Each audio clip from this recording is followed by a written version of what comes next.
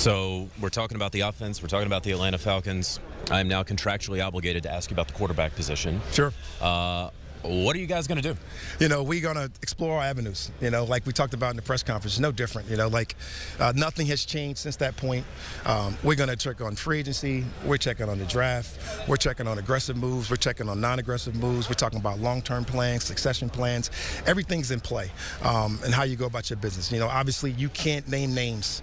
You don't know those names. You don't know those people, but you definitely got to be well aware of all scenarios that are possibly going to come up within the next couple of weeks, within the next couple of months, on how we go about our business. When the new Atlanta Falcons head coach Raheem Morris stepped into the building, he made it clear that the Falcons were on the hunt for a quarterback.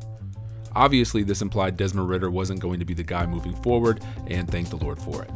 For the next few months, social media tried their best to predict who Atlanta would end up signing, and it really only came down to 3 names: Russell Wilson, Justin Fields, and Kirk Cousins. All 3 of them had major upsides, but truthfully had some really strong negative qualities as well.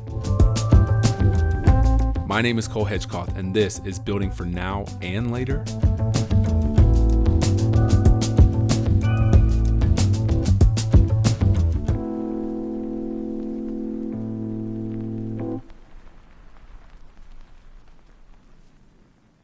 Russell Wilson, who was a free agent after an unsuccessful couple of seasons with the Denver Broncos, was a legit choice, and it maybe could have worked. Despite what social media may say about him nowadays, Wilson still threw for 6,594 yards, 42 touchdowns, and 19 interceptions during his Broncos campaign. This includes a 91.2 average passer rating. He might be a little cringy, but the dude can seriously ball. Then there's Justin Fields, the Chicago Bears' 11th pick in the 2021 NFL Draft, and the player that I still firmly believe the Falcons should have taken in place of Kyle Pitts. Fields is 25 years old, which means he has a long career ahead of him, and it wasn't like Chicago put him in the best possible position. Still, over 40 games, he managed to throw for 6,674 yards, 40 touchdowns, 30 interceptions, and an average passer rating of 82.3, with an additional 2,220 rushing yards and 14 touchdowns. And finally, Kirk Cousins. By far the most interesting choice, but I think clearly the best of the 3 options. Though his 2023 season was cut short due to an injury, and only 8 games he threw for 2,331 yards, 18 touchdowns, and 5 interceptions, with a passer rating of 103.8. He was on pace for a nearly 5,000-yard season and a potential league MVP. So what in the world does Atlanta do? On March 13th, 2024, the Atlanta Falcons signed Kirk Cousins to a 4-year, $180 million deal with $100 million guaranteed. Shout out to his agent. Now, this is a lot of money, potentially a dangerous amount of money. Is Cousins worth it?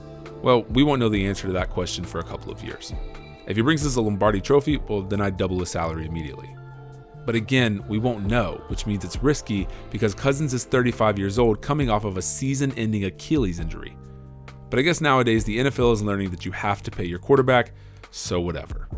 From there, the Falcons made moves that I felt were really, really smart. They signed wide receiver Darnell Mooney, wide receiver Kadero Hodge, wide receiver Rondale Moore, who's my personal favorite because we kicked Ridder to the curb, wide receiver Ray McLeod, tight end Charlie Warner, offensive lineman Storm Norton, and defensive lineman Kentavious Street. Wait a minute, are the Falcons about to have a good football team? Is there a possibility that we can win the NFC South and make a deep playoff run?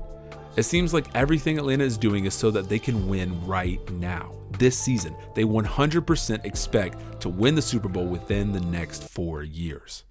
So now it's time for the NFL Draft. The Falcons have clearly built their offense to be a pretty elite squad, so I think it's time we finally focus on our defense. My personal favorite option was Alabama edge rusher Dallas Turner, who had 53 tackles in 2023 with 14.5 tackles for loss. I also really liked Laiatu Latu from UCLA, or even Byron Murphy II from Texas. So what does Atlanta end up doing? With the 8th pick in the 2024 NFL Draft, the Atlanta Falcons select Michael Penix Jr. Well, there it is. Quarterback, Washington. That is the first surprise of the NFL Draft, to say the least. Yeah, that's right. With our 8th pick, we drafted a quarterback. Mind you, we just paid a quarterback a hefty amount of money. Now, Michael Penix Jr. is a very good football player. In just 2 seasons with the Washington Huskies, Penix threw for 13,741 yards with 96 touchdowns, 34 interceptions, and a passer rating of 146.6. Not to mention that he led Washington to a 14-1 season last year and a trip to the College Football Playoff National Championship game. I am not upset about this young man being an Atlanta Falcon. However, there are a few very confusing aspects to this draft pick. Please do not forget that we'll be paying a veteran quarterback $100 million. Also pay attention to the fact that Penix had been in college for 6 years and is now 24 years old. For reference, Kyle Pitts has been in the league for 3 years and he's 23 years old. If Penix sits behind Cousins all 4 years of his contract, he'll get his first NFL start at 28 years old. And finally, Cousins apparently had no clue the Falcons had planned to draft a quarterback, and in doing so, kind of upset him. So that's great. So this raises a new question. Are we building a championship roster now or trying to win in the future? Or both? Can you do both successfully at the same time? Well, maybe. So let's take a deeper look. With the 24th pick in the 2005 NFL Draft, the Green Bay Packers selected Aaron Rodgers. Aaron wouldn't see the field until 2008, and that's because at the time he was drafted, the Packers had a 3-time NFL MVP and Super Bowl champion Brett Favre on their starting roster. And this was fresh off a 10-6 playoff season with Favre throwing for over 4,000 yards and 30 touchdowns. Well, this worked out, I guess.